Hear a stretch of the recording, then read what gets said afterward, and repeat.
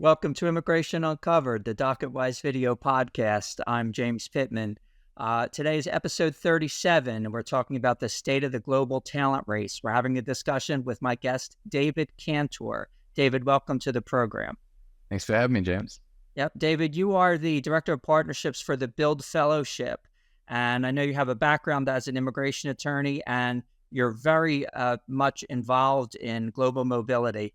Would you like to introduce yourself? Tell us anything else about your background? Yeah, of course. Happy to. My background, I kind of hung up a shingle getting out of law school, Chinatown, New York.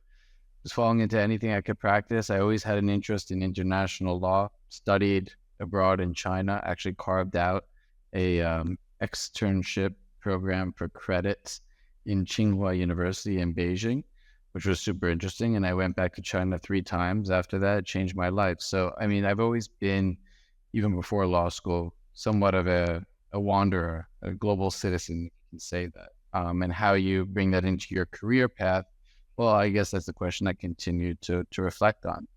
So it's brought me here today. I started off in the private practice as an immigration lawyer for about 8 years and growing a private practice focusing mainly on U.S. immigration. And that's actually where I was a practicing immigration lawyer and learned a lot about our complex U.S. immigration, beautiful immigration system.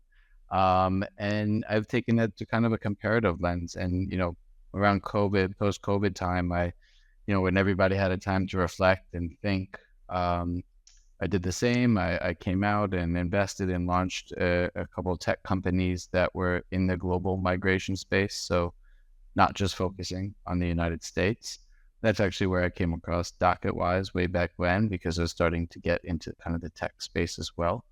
And yeah, it's been a whirlwind of a career. And most recently, I was able to join the Build Fellowship, formerly Open Avenues, the Open Avenues Foundation, a nonprofit organization, simply because felt very aligned with the mission and bring it full circle back into the United States to focus on providing solutions for global talent in America.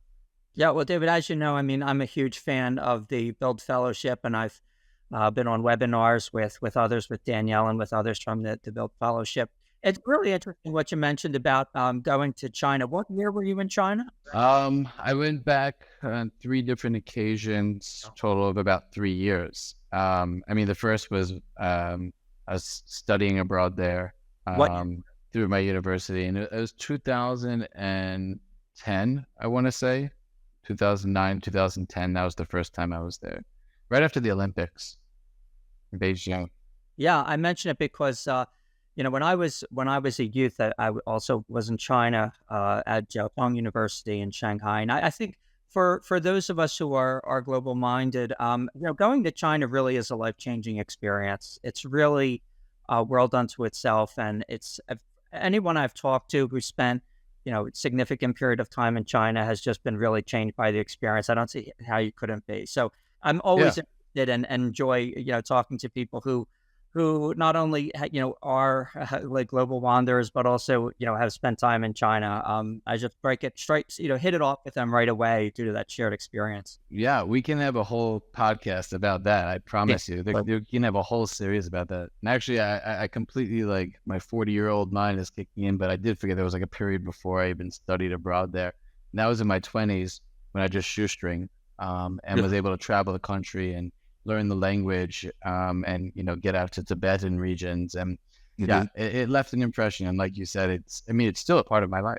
Right, exactly. I had 3 years of Mandarin, and it stays with you forever, really. 你说普通话? How Okay. We should have subtitles. We should have this whole conversation in Mandarin and then have the English subtitles.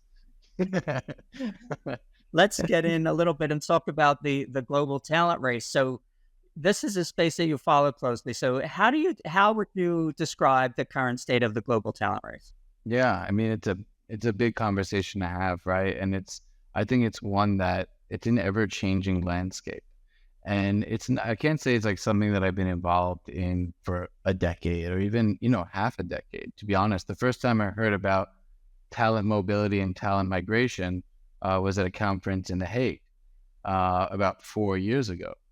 So, it kind of was like, well, what is that? What does that even mean? And so um, when I say the landscape has evolved, I mean many things, as you would know, the technology simply to actually offer immigration services across borders.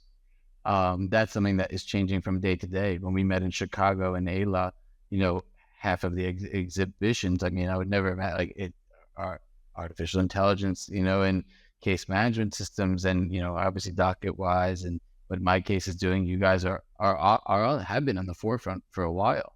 So technology is just one spoke of the wheel as to how service providers and some governments are actually using tech to, let's say, create better systems, better immigration frameworks. And what does that mean, in a post-COVID world where, people have the ability to live and work remotely and just be more mobile in general, because HR organizations are trying to build hybrid teams or distributed teams and are more amenable to that, if not fully remote. So, in a post-COVID world, I would say this combination of being able to be more mobile and influencing new visa categories, even the remote work visa categories that have just caught wildfire, are signs of countries who are trying to attract this talent. At practically every day, you can see new countries added to the list of those who offer, like a digital nomad visa. I mean, there's so many countries now that are offering that. Yeah. And besides the digital nomad visa, have you seen any other evolution in the types of visa categories that are out there? You have the the blue card in Europe, which I think is probably the closest thing to having made some progressive changes in terms of being able to work across borders in Europe, right? And that there's several, let's say, Germany. I was just reading today an article about Germany streamlining the process to make it easier for skilled workers to come to Germany. And so you have governments who are taking, and this is all based in legislation, though. It's not. I haven't really seen necessarily new visa categories kind of pop up at the scale that remote work visas have. But I've seen the processes get faster, the processes change, the processes get more streamlined, and the incentives for attracting workers into their shores being promoted by governments, where, hopefully we can also think about the United States and where the United States is positioned in this whole conversation, because what are we really doing to attract foreign workers, skilled labor workers that stimulate the innovation economy in the United States? I think that in some ways the rise of the digital nomad visa is easy for countries because they don't have to face any political challenges as far as people thinking that workers are coming in and taking jobs. Like if the requirement is that you already have a job with a country that's abroad, and you're just coming in to stay in the country, then you're not really, they don't face that political problem. And so the question is that, do you consider that digital nomads, do you consider that part of the global challenge? Do you consider that part of global? Interesting. It's interesting because you think about what does that mean? Like in one sense, let's say you have remote workers in Spain or, in Thailand, but they're working for a US company, right? And they're living abroad. Is that they're contributing to a US company, right? Maybe it's a tech or software company, but from a policy lens, why are these governments doing that? Because that individuals now, they're maybe they're getting favorable tax income in that country, but ultimately they're spending their money there, right? They're like, well, you know what? I'm enjoying myself in Thailand. Maybe I'll rent this place. Well, actually, I'm earning enough. I can buy a place, and they spend their money locally, which is great. I mean, it's great for the local economy. But then, what I think we tend to not think about in depth enough is this is just a bridge. It's just a gateway for permanent residency. right? And that's going to happen. So, many times these remote work visas, digital nomad visas, they're just, if anything, they're disrupting the global migration space a bit, because now somebody doesn't have to get a golden visa in Portugal. Instead, they can just start out with a remote work visa and then get residency and then become a permanent resident and settle down. Have you seen, I mean, are the regulatory frameworks that you've seen open to that? I mean, are there any examples where, people are restricted once they're on a digital nomad visa, they're restricted It's from getting mixed. longer lasting? Yeah, no, it's mixed. It's definitely mixed. And I think it's so early. To Yeah. be honest, a lot of these governments are trying to just catch up with themselves, because there was such a competition to attract this demographic, at least in the beginning, that even, their foreign consulates and embassies, they weren't up to speed, right? They were just launching this without giving it much thought to the processes behind it, simply because they wanted to be ahead of other governments and compete to attract that demographic. So, I think in the bigger picture, it's like the United States is almost doing like the opposite in many ways, where we're just neutral at best to a certain degree, right? We make it fairly difficult for those who actually want to remain in the United States when they're at a certain point in their immigration, journeys. And, we don't have a remote work visa or a digital nomad visa. Not saying we should or we shouldn't. We just don't. However, I was in Amsterdam recently for the Rome District Chapter International. It's like the international body of AILA. And there was a session about remote work visas that I was super interested in just attending and listening and tuning into. And one of the panelists cited case law from like the 1960s about a fisherman from Canada who was harvesting, his catch off the coast of which was U.S. jurisdiction. So they're like, is that working? Because he actually is Canadian, but he was in U.S. waters and he actually harvested his catch there. Is he considered working in the United States? Because if he is, you're breaking the immigration regulations. So that to me was mind blowing, because it's also reflective of like, hey guys, do you know that governments, like, have you heard of Malta? They're building out technologies to actually, somebody could just submit an application online with a few clicks of a button and end up in Malta in like, I don't know, a month. But we're talking about 1960s case law. So there's something to take away from that, because we're a dense immigration system and we don't make changes overnight. Great. It could have its benefits, right? And we would thoughtfully approach immigration and legislation changes. But at the same time, if we're talking about how fast-paced the global migration space is moving, that you and I know, this landscape that's ever shifting, we risk falling behind. And I live abroad. I'm an expat, but I'm still very patriotic, and the reason also why I joined the Build Fellowship and the team there, and is because I love my native country. I love America, and I want to see us thrive. So. There was an interesting Freakonomics podcast not too long ago after the H-1B lottery. Dave, sorry if I'm getting off course, but just popped into my mind. There were like Canada, our closest neighbor, like the prime minister actually, like, they call it the H-1B scoop, where it's a conscious effort for the Canadian government to offer a visa pathway post the H-1B lottery for those who aren't selected. And it's like, that's our closest neighbor. And it's, and it works. Like they max out their applications within, like, I don't know, there's hours or days, I don't remember. But the point is that they take the talent, they take the innovation away from America. And it's not just Canada that's doing this. No, it's not. But my sense is that that's actually a significant selling point for Canada, is that they, for people who in one way or another have had difficulties with the U.S. immigration system, Canada, I think, is always the second choice. And I think Canada, tries to take advantage of that. It's a sort of a natural advantage that they have there. But let's talk about, let's get into some of the specific ways in which the U.S. economy and U.S. innovation economy is at risk of falling behind in this global talent race. I mean, what what are some of the things that we're doing that are not in our best interest?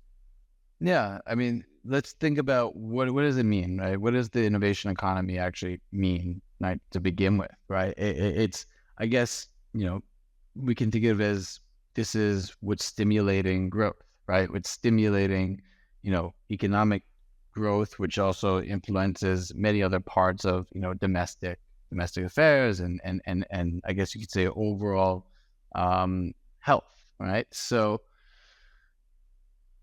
the innovation economy itself is many ways a beating pulse of America. It's founders who are coming with ideas. It's entrepreneurs who are coming with ideas. It's investors who are coming with capital who wish to pursue opportunities in the United States. It's what we've been talking about, skilled labor that are crucial and top talent to U.S. companies that need these highly talented foreign nationals to succeed, to thrive. These are maybe, I don't know, chief, the CTO of a company or lead engineers. So it's basically everything you can think of that defines, innovation and growth. And America has labor shortages, period. Like we have skilled and unskilled labor shortages in America. But if we focus on, right now in this conversation, just that skilled labor and what's directly stimulating the economy, a big portion of this, James, are, graduate students, international students who are on like an F1 in the United States or an OPT in the United States, and they're already working for a U.S. company to a certain degree. They're already upskilled and trained, or maybe they're leading certain parts of that company. But there's a kind of there's a gap. There's an inability for them to stay in the United States post the expiration of that, let's say CPT or OPT, and they need to find a visa solution. And the H-1B visa is the go-to visa in the United States for professionals, right? For skilled workers. It has been since like the 90s. And it's hasn't changed much. I mean, they've changed the quota, several times along the way, right?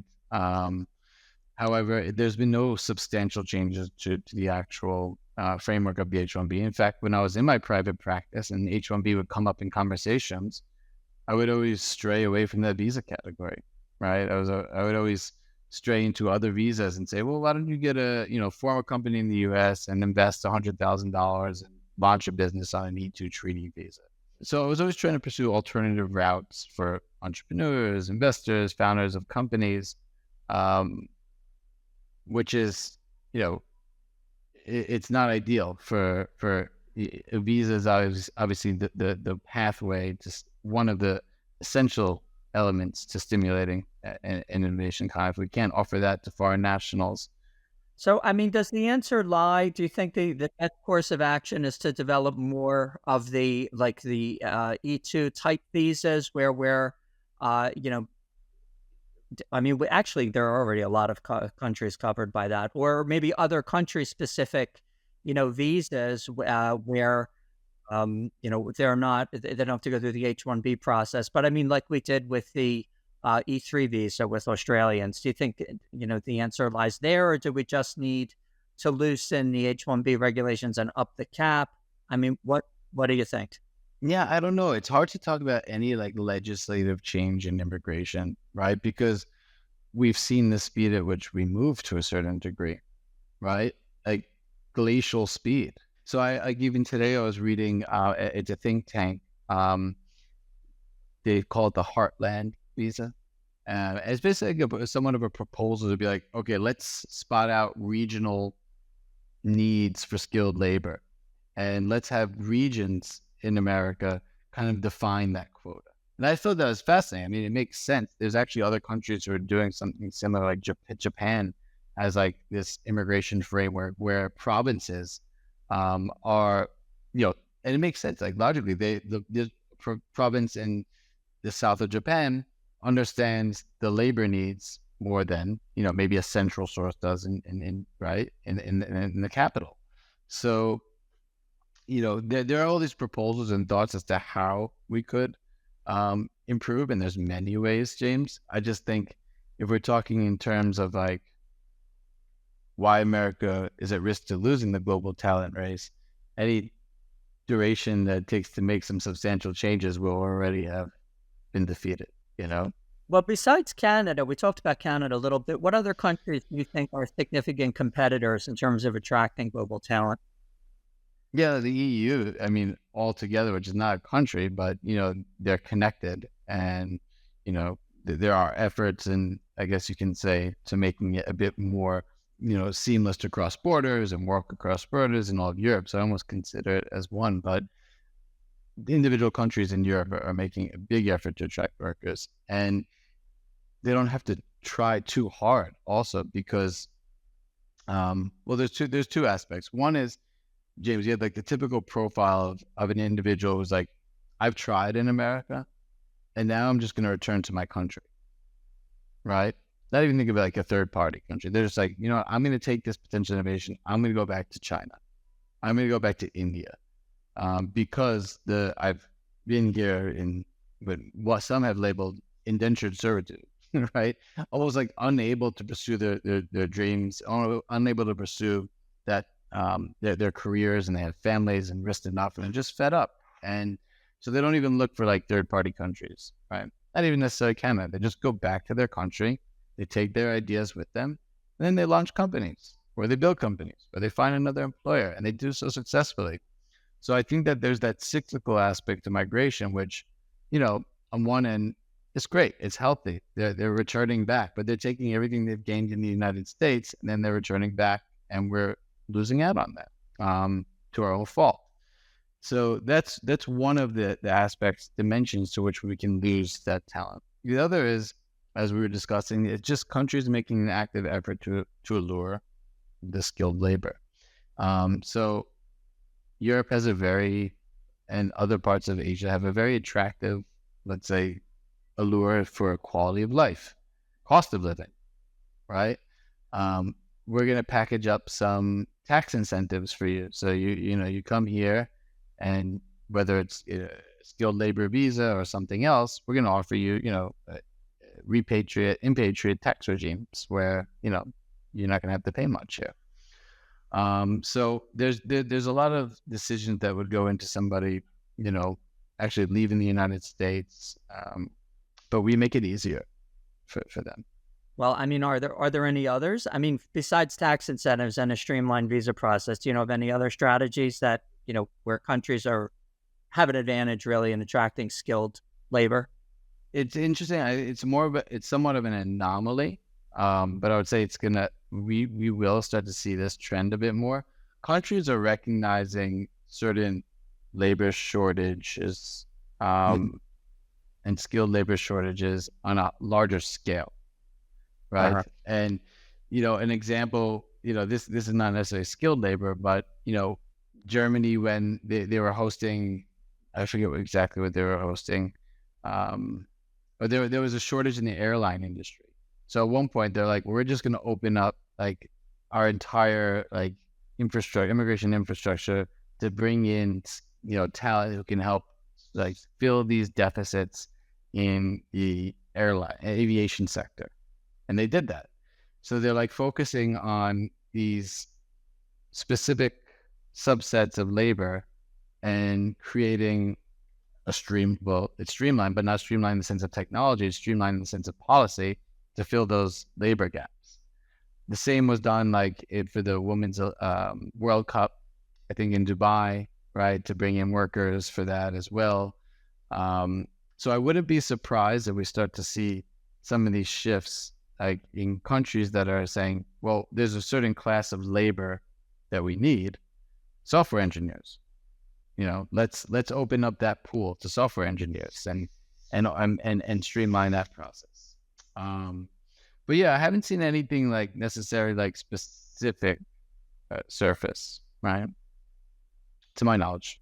The thing is, the United States does have, I mean, it seems like we have the machinery in place to do some of these things. I mean, we have, the seasonal worker visa, the H2 B seasonal workers, and we have, the TN visa. We have so many different categories. I mean, I'm wondering, what is it specifically about the U.S.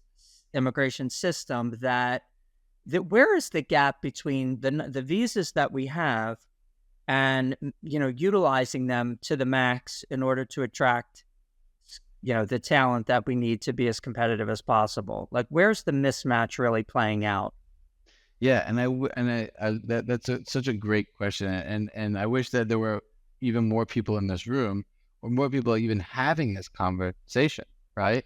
Because I think the decision makers are those who talk about, or who can influence this change from high levels. The rhetoric is completely misaligned. Like, this is exactly what we should be talking about, James. The immigration rhetoric should be revolve around this.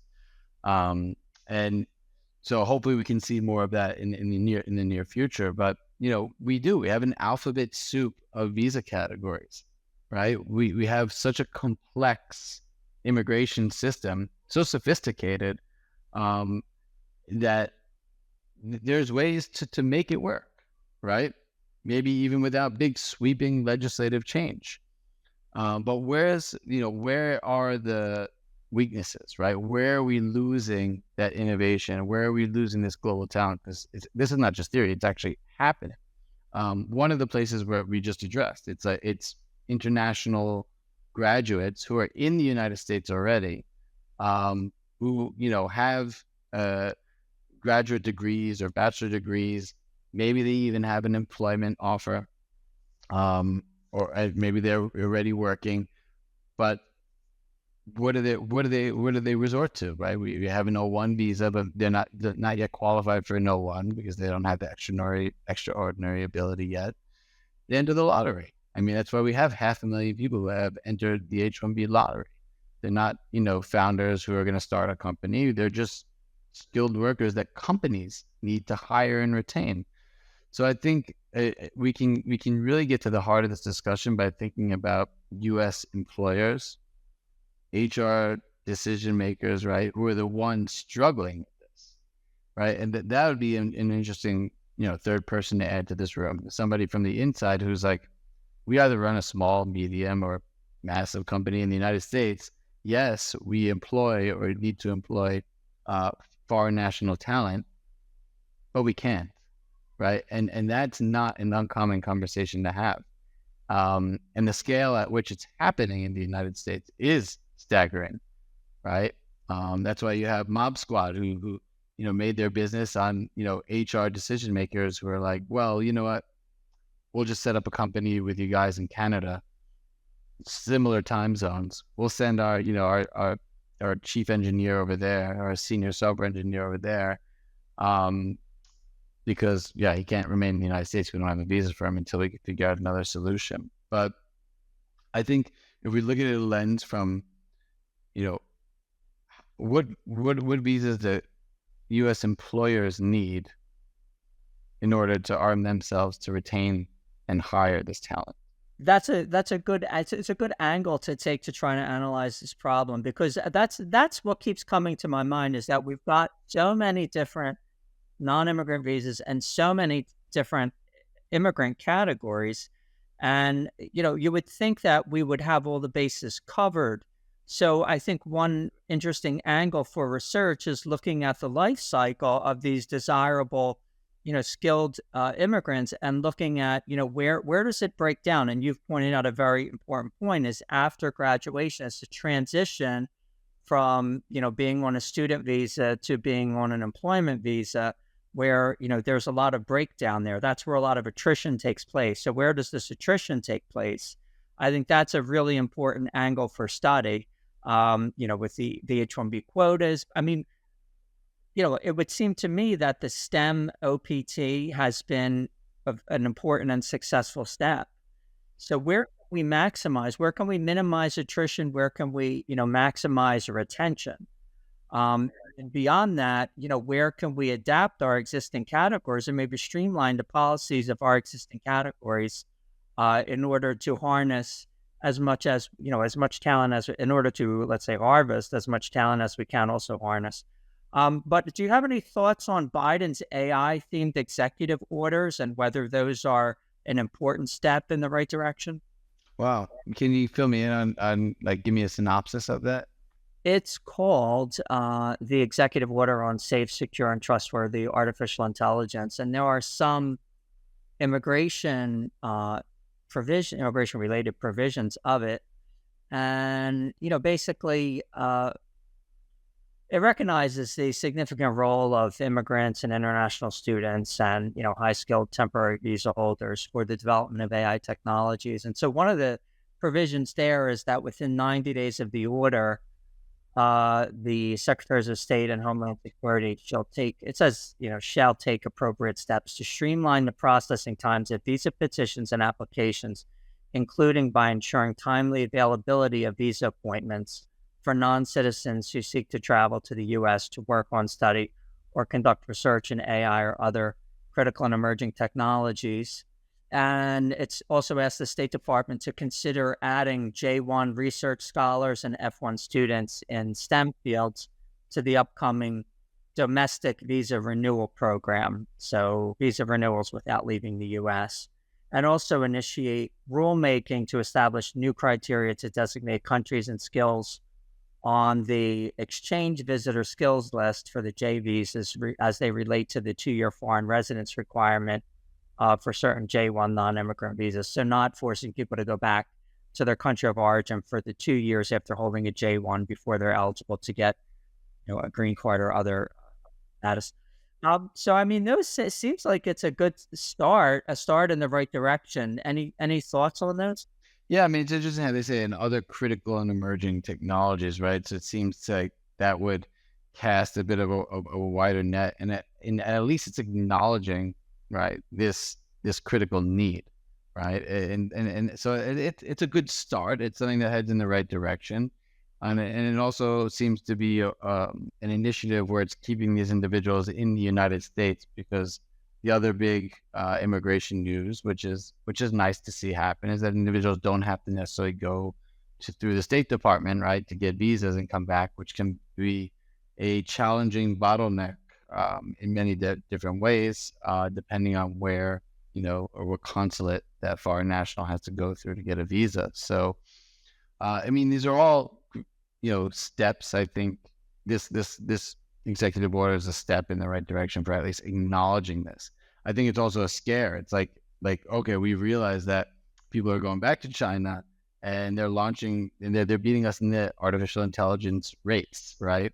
And this extends into all the other areas, to the kind of J1, which really gets into the core of many ways of like scientific studies. And, that no doubt is important. And the STEM fields are no doubt important to the innovation economy. So all this is interconnected. Yeah, I mean, one of the other provisions is they're going to expand the occupations list on Schedule A for the perm or rather for the EB1 and EB2 categories. So expanding the occupations list on Schedule A and the directive on first preference, so EB1 and EB2 are other aspects of the order. So it's, I'm just quoting from the order. So it asks the DHS to clarify and modernize immigration pathways for experts in AI and other critical and emerging technologies, including on the L1A category and EB1 non-citizens of extraordinary ability, EB2 advanced degree holders and non-citizens of exceptional ability, and the startup founders in AI and other critical and emerging technologies using the international entrepreneur rule. Yeah, I mean, and in practice as well, I guess my question would be, one of the other, if we're looking at like where are the weaknesses in this immigration journey, we address one, which is, right after graduation and the ability for companies to even continue to hire and retain that talent. The other, which you've kind of just alluded to here, is later on down that journey, where that individual's been in the United States, living here, working here, that transition into being a permanent resident, right? Actually getting a green card. So if the order is going to, I don't know, speed up that process, namely for those who do have extensive waiting periods to receive a green card from India, right, from China. Um, I don't know if the executive order would influence that, right, in practice, because obviously that's one of the most, I guess, challenging aspects to individuals wanting to stay in the United States. If they can't even receive permanent residence, they're almost in that holding pattern that is detrimental. That's another really, really big problem point, is segueing between non-immigrant status and immigrant status with the preference categories, especially for the preference categories where you need labor certification. That's really a lot of people's journeys get derailed at that point as well. So it seems like those are the two, from what I've seen, those are the two biggest sticking points in the whole process, is going from student to work visa and going from work visa to permanent resident. Relating to visa availability and both H-1B visa availability, and relating to immigrant visa number availability when you're talking about going to permanent resident status. And streamlining the consular process, or allowing them to bypass the consular process, I think is huge, because that's another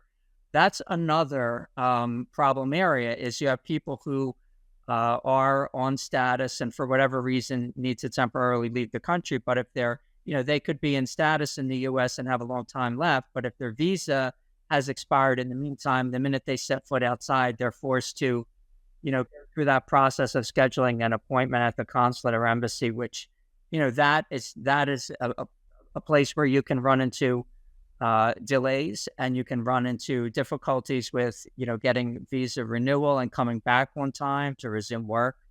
So there's another, that's another place where, I think this executive order will help if they can bypass that process altogether.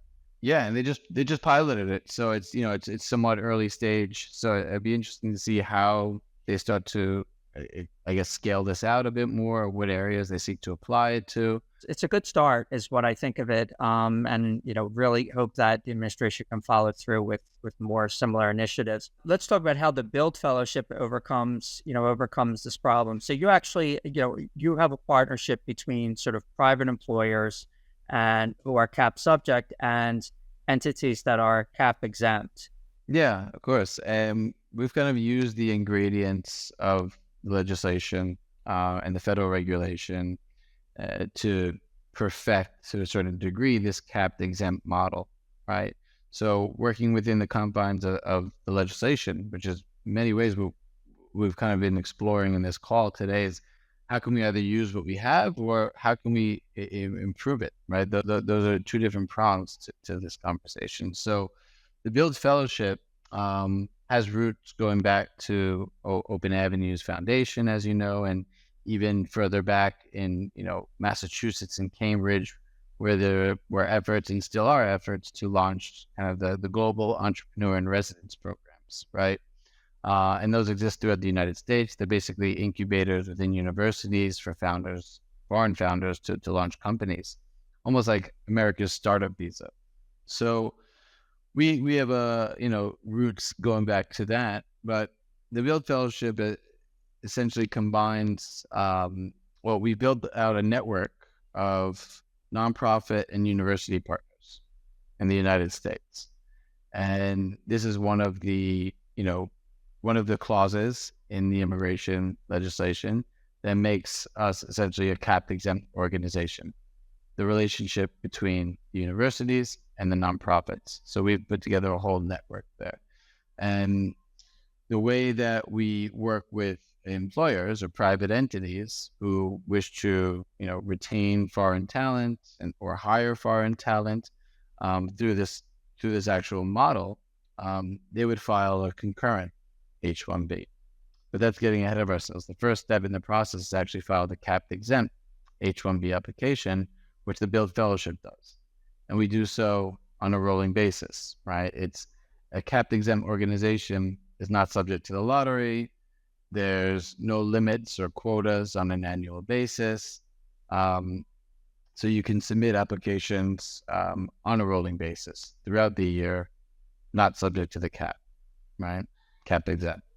So by virtue of us having these partnerships with universities and nonprofits, we've essentially, the heart of the fellowship program, we've built out an education hub where skilled workers, skilled individuals are coming into the fellowship program and working, we're sponsoring them part-time to provide practical training within their area of expertise to university students throughout the United States through our university partners. So if you're an aerospace engineer, we help you create what we call a build project, which is basically like an 8-week workshop that's very nuanced, and offer that to the student body. And career services, they love it. They promote it to their university students. It's practical training. And that's, that's our model. And it's, I want to say industry agnostic, right? Because if you qualify for an H-1B visa, you fall into one of the specialty area occupations, then in theory, you would qualify for the fellowship program, right? So long as you have a bachelor degree. Then just to round it off, the employer, the U.S. employer, who ultimately wants to hire this talent, after the approval of the capped exempt petition, they would file what's called the concurrent H-1B application, which permits that individual to also work simultaneously, concurrently, full-time for that U.S. employer. So, yeah, we've used the ingredients within the legislation to kind of bake out this model, and we're supporting fellows throughout the United States and several hundred companies. Yeah, I mean that's really ingenious, because you've got a way to work entirely within the statutory and regulatory framework and yet achieve something which without the partnership people can't achieve. So I mean it's a good example of creative thinking in an environment in which legislative change is really hard to come by. So what's on the horizon for the Build Fellowship? It's really just continuing to build out this model and replicate it around the country, or?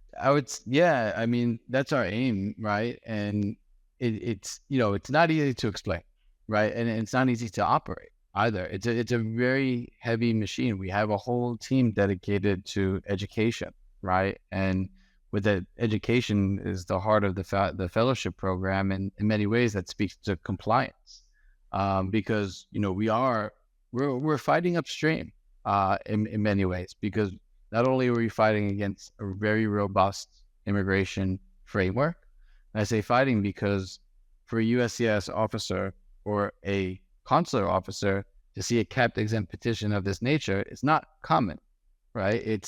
It's not like there are thousands of these applications being filed per year yet. Immigration lawyers don't really know about this option. Maybe they've heard of capped exempt, but maybe they, haven't heard of the Build Fellowship or the model itself. And then if immigration lawyers, okay, maybe they've heard of it. Now, how do they explain that to the client? So, there's a lot of, moving parts to actually not just educating about this immigration solution, but also having somebody being convinced to take the next steps, and trust that it's a fully compliant solution that will work for them. So, of course, we have an amazing team. We have an amazing leadership team. Again, we have roots, and I think that adds and lends itself to the vision and kind of determination of this mission statement, which ties in, to our conversation today, which is really empowering foreign talent, global talent to live and work in America specifically. And which is another reason why I'm just very passionate, fortunate to be part of this team, to kind of have a bit of a global perspective on what's happening out there. I can't say I'm a pundit, but I can say I know enough comparatively about what's happening in the global migration space and global mobility ecosystem, that it's not going to wait for us. It's not going to wait for our legislation to change. And the deeper I kind of go down and hear these stories from the individuals who are being impacted, and not just the employers of the companies, but the individuals, the more, I guess, it just reinforces that there's a need to do this and to do it right. Absolutely. I mean, and let's talk about. I want to get to your novel. So you wrote a novel called I Am Q. I mean, what's the novel about, first of all, and what was your aim in writing it as far as influencing the public's perception of technology? Oh, wow. Thanks for asking that question, James. You done your due diligence, because yeah, I've sold a total of a couple dozen copies. No, I really have no idea, but it was a passion project, like many of my my efforts in life, and I had time to reflect and think about these things. I have two young kids, we're being brought up into this new world, and technology. I consider myself part of the bridge generation, where I grew up in a world before the internet. I grew up in a world before the World Wide Web, right? I was kind of born into this like evolution that is technology and has moved so fast.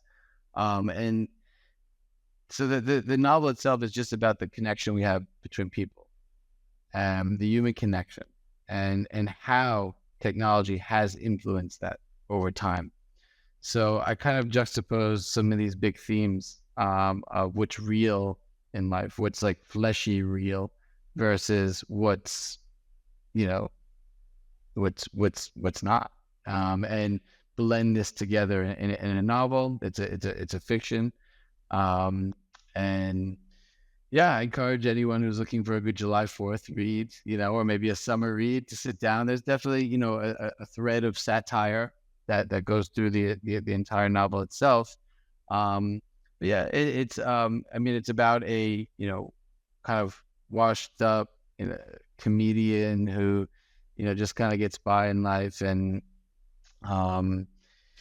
gets. I don't know if you've ever read the book Ishmael. It's a great novel that was written in the '60s. I framed the book after the Ishmael, that was written by Daniel Quinn in like the '60s and '70s. He was a very prolific writer. He wrote a lot about consumerism and industrialism and just things of its time. But he condensed all of his essays into a slim book, where it was this main character who was talking to a gorilla about these issues, and the whole book is about that conversation.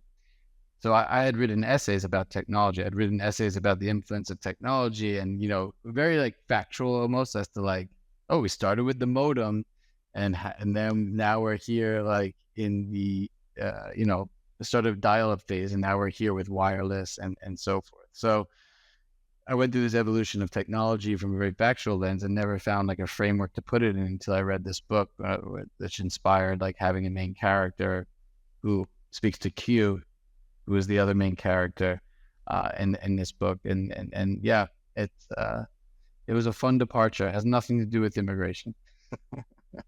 Okay. No, but sounds interesting. But I mean, a lot of our listeners are very interested in tech as well. Are you a Kara Swisher fan? I don't know much about Kara Swisher. Should I? This is a journalist for what? She was a journalist for Wired magazine. She ran for a lot of major publications, but she started out with Wired magazine. But yeah, she's a preeminent tech journalist. Definitely always good for a listen. I mean, what you were talking about just reminded me of Kara Swisher. So yeah, so if you're not, awesome. I'll check it out. Definitely check it out. Yeah. Where do you think we'll be in 10 years in terms of global talent mobility? I mean, what would your, if you had a crystal ball, where do you think we'll be? I mean, is digital nomad going to be just super, super common? Or, I mean, and outside of AI, and outside of remote working for tech companies, I mean, are there other areas of the broader space of technology, like environmental technology, that you see also, getting into getting into this competition for talent. Yeah, and I don't think it's like specifically like AI tech, or I mean, it's anything that has impact, right? And that includes environmental technologies, right? Hopefully, there's more of that, right? Hope there's more of that meaningful innovation. Um, in terms of migration and mobility, also something that I would love to even speak about at some point is what does it mean to have sustainable immigration, right? What does that mean? Because quite often we don't have the bandwidth to think about what the impact of Right. immigration is, True. right? On communities, on cultures. So that's also a really interesting departure, but worthwhile in conversation. Um, so if I had a crystal ball, and I think immigration lawyers should maybe cover their ears, it's like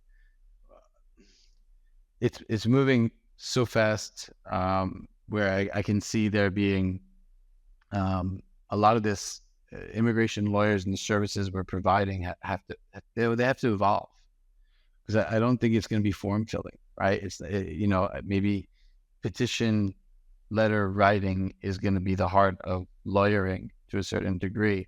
But there are major companies that are not law firms, that are tech companies that are coming into the global mobility space, because when you say global mobility, it involves distributed work. It involves, like, it's a big B2B space. It's the B2B sector, right? It's not your traditional like immigration that is dealing with legislation or court appeals, right?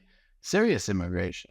And that's going to always be. And I think that's going to be extremely meaningful in terms of services and immigration work, and representing those who are seriously in need of these nuanced immigration services, complex cases. But a big bulk of business immigration practices probably aren't going to need immigration lawyers. Like, they're going to be resolved by these big players that are entering the market, that maybe first started as like employers of record, right? If you ever heard that buzzword, and now are pivoting into the migration space with or without lawyers, right?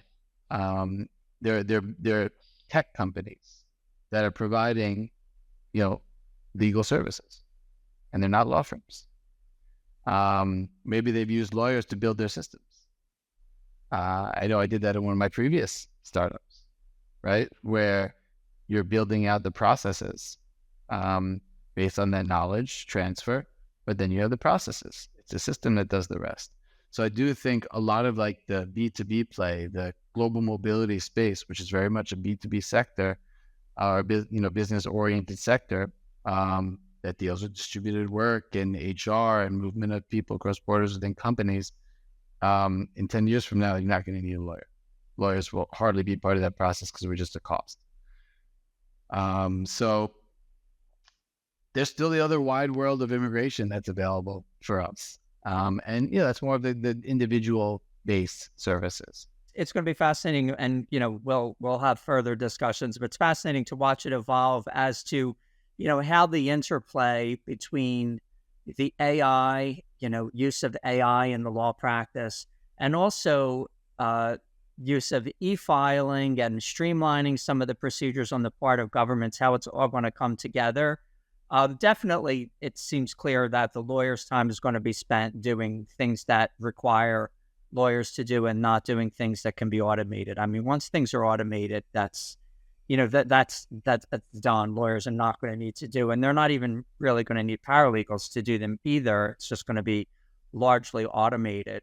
So that leaves, other things too. That leaves other things too, for lawyers to do. But between that aspect of it and, the aspect of it in terms of the sustainability, I mean, it's another important conversation. I mean, we've talked a lot about the politics of the legal processes and visa quotas and things like that are involved in mobility and immigration. But what does sustainable immigration look like, globally? I mean, if we have more and more global mobility, what are the collateral consequences of that movement of people, both positive and negative? I mean, we talked about countries wanting to attract digital migrants because on the one hand they're not taking a job from locals, on the other hand they're spending their money in country.